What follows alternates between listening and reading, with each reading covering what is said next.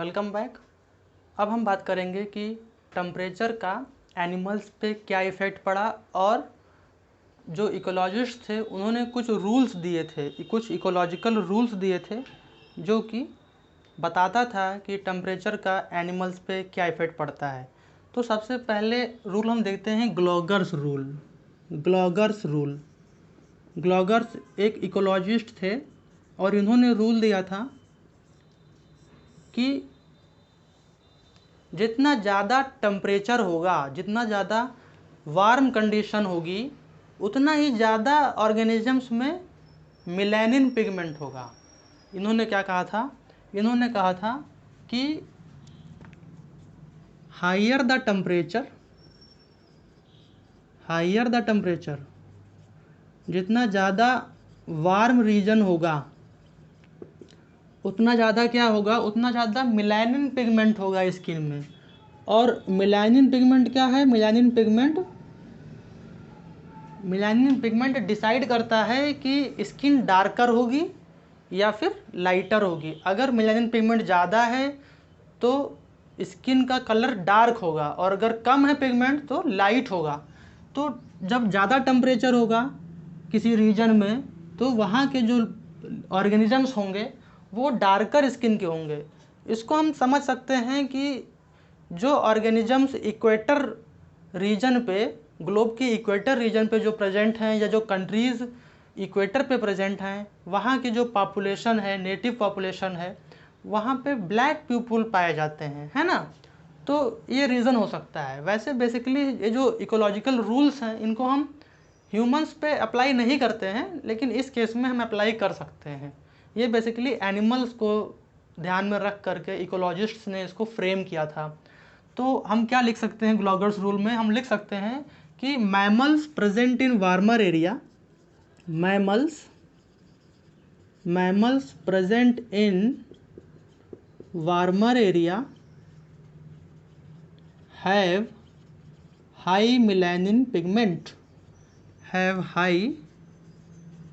melanin pigment, इसके बाद में एक दूसरे इकोलॉजिस्ट थे बर्गमैन सर ने एक रूल दिया, बर्गमैन्स रूल। और बर्गमैन्स रूल क्या कहता है? बर्गमैन्स रूल कहता है कि जो एनिमल्स कोल्डर एरिया में रह रहे हैं, उनका हैबिटेट कोल्डर रीजन है, उनकी लार्ज बॉडी साइज होगी। उन्होंने क्या कहा? उन्होंने कहा कि animals in colder area have large body size,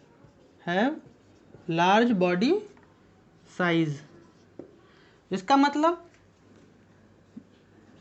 temperature कम है तो बॉडी साइज क्या है? बॉडी साइज बढ़ गई है, बॉडी साइज इंक्रीज हो गई है ना। अगर कोल्डर एरियाज में किसी एनिमल का बॉडी साइज कम होगा तो वो कम हीट प्रोड्यूस करेगा और वो सरवाइव नहीं कर पाएगा। इसीलिए कोल्डर रीजन्स में जो एनिमल्स होते हैं उनकी बॉडी साइज़ बहुत बड़ी होती है। आप कंपेयर करिए जो पोल्स में, नॉर्थ पोल या साउथ पोल्स में जो पोलर बियर प्रेजेंट होते हैं वो कितने ह्यूज होते हैं, कितने बड़े साइज़ के होते हैं। और वहीं जो वार्मर एरियाज़ में, जो कि मतलब tropic of cancer, tropic of capricorn या इक्वेटर रीजन्स पे जो एनिमल्स रह रहे हैं, जैसे यहाँ के जो बियर हैं नॉर्मली, उन लोगों का साइज़ छोटा होता है। लेकिन जो पोल्स पे जो बियर रह रहे हैं, पोलार बियर जिसे कहते हैं, उनका बहुत ही बड़े होते हैं वो। तो इसका रीज़न ये है क्योंकि जब बॉडी साइज़ बड़ी होगी तो वो बहुत ज़्यादा हीट जनरेट करेंगे अपनी बॉडी से, और इस वजह से वो वहाँ पे अडेप्ट कर सकते हैं उस एनवायरनमेंट में।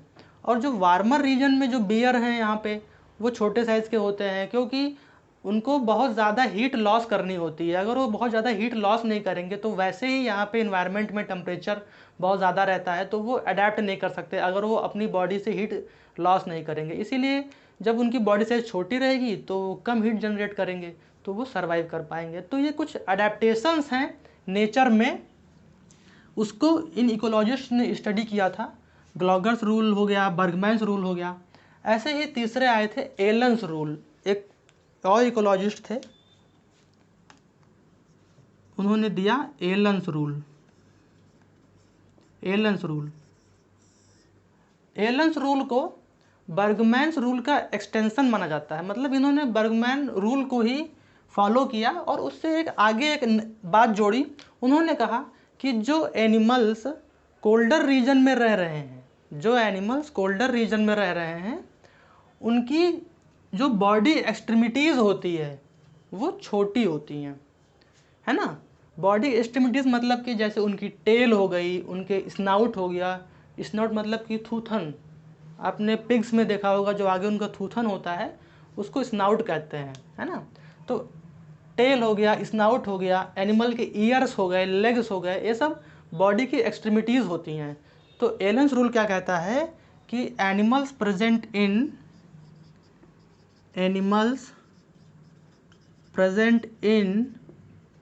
colder area,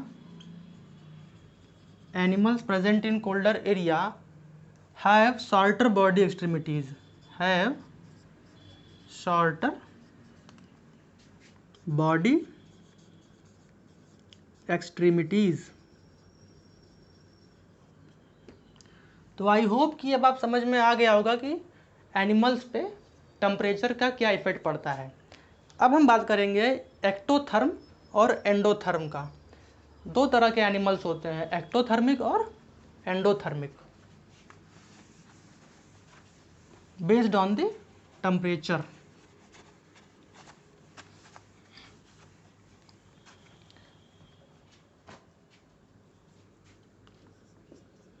एक्टोथर्म्स and endotherms. जो एक्टोथर्म्स होते हैं वो एक्सटर्नल मैकेनिज्म पे डिपेंड होते हैं अपने बॉडी का टेम्परेचर रेगुलेशन करने के लिए, और जो एंडोथर्म होते हैं वो अपने बॉडी के इंटरनल मैकेनिज्म पे डिपेंड होते हैं टेम्परेचर को रेगुलेट करने के लिए। तो हमने क्या कहा, हमने कहा एक्टोथर्म्स में, एक्टोथर्म्स कौन से एनिमल्स हैं, ये वो हैं जो कि एक्सटर्नल मैकेनिज्म पे डिपेंड होते हैं। तो हम क्या लिख सकते हैं, depend upon external mechanism for body temperature regulation,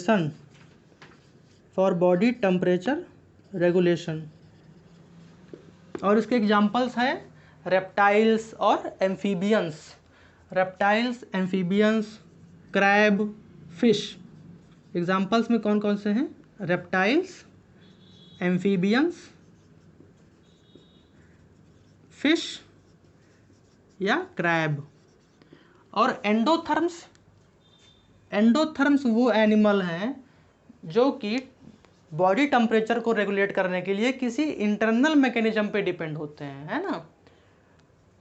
तो क्या लिख सकते हैं, डिपेंड अपॉन इंटरनल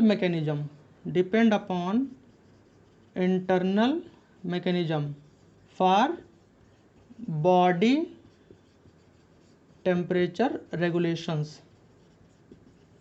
और इसके एग्जाम्पल होते हैं बर्ड्स एंड मैमल्स। जितनी भी बर्ड्स हैं और जो मैमल्स हैं जो कि यंग वंस प्रोड्यूस करते हैं, है ना, वो लोग एंडोथर्म्स होते हैं। एग्जाम्पल्स में बर्ड्स एंड मैमल्स। तो हम समझ लिए कि एक्टोथर्म और एंडोथर्म में क्या डिफरेंस है। एक्टोथर्म्स में रेप्टाइल्स आ गए, एम्फीबियंस आ गए, फिश आ गई, क्रैब आ गए, और एंडोथर्म्स में बर्ड्स और मैमल्स आ गई।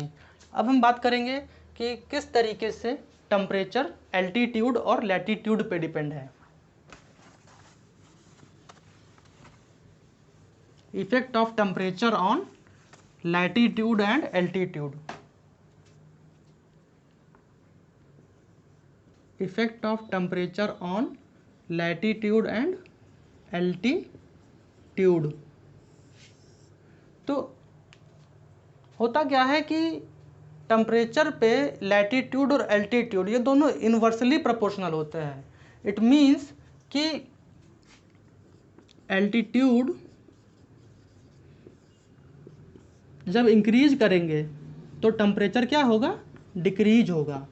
मतलब जब हम ऊपर जाएंगे, जब एल्टीट्यूड हाई एल्टीट्यूड वाले रीजन्स पे जाएंगे, जैसे कि माउंटेन्स हो गया, तो जब हम माउंटेन एरियाज में, हिली एरियाज में जाते हैं तो वहाँ पे कोल्ड फील होता है हमें। क्यों? इसी वजह से, क्योंकि जब एल्टीट्यूड हाई होता है तो टेम्परेचर डिक्रीज हो जाता है। लेकिन हमको लगता है कि ऊपर जा रहे हैं तो सूरज के नज़दीक पहुंच गए तो गर्मी लगेगी, लेकिन ऐसा नहीं है ना। जब एल्टीट्यूड इंक्रीज होता है तो टेम्परेचर डिक्रीज होता है, या फिर जब एल्टीट्यूड डिक्रीज होगा तो टेम्परेचर इंक्रीज होगा, जस्ट अपोजिट होता है ना। सेकंड, लैटीट्यूड के केस में भी यही है।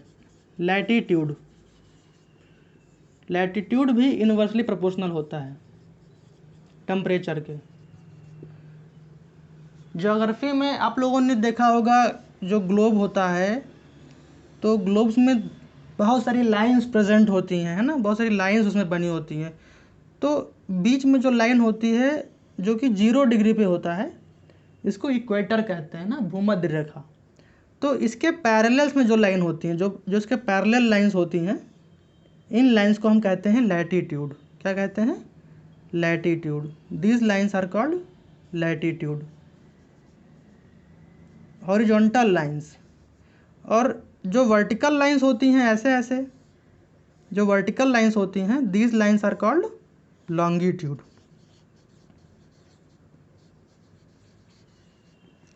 तो लैटीट्यूड जब इंक्रीज होगा तो टेम्परेचर डिक्रीज होगा। मतलब जब हम इक्वेटर से पोल्स की तरफ जाएंगे, ये नॉर्थ पोल है, ये साउथ पोल है, जब हम इक्वेटर से नॉर्थ पोल की तरफ या फिर साउथ पोल की तरफ जाएंगे तो क्या होगा, टेम्परेचर डिक्रीज होगा, है ना। लैटीट्यूड जब इंक्रीज करेंगे तो टेम्परेचर डिक्रीज होगा। तो ये हो गया कि लैटीट्यूड और एल्टीट्यूड पर टेम्परेचर कैसे डिपेंड करता है, या फिर टेम्परेचर कैसे चेंज होता है जब हम एल्टीट्यूड और लैटीट्यूड को चेंज करते हैं, है ना।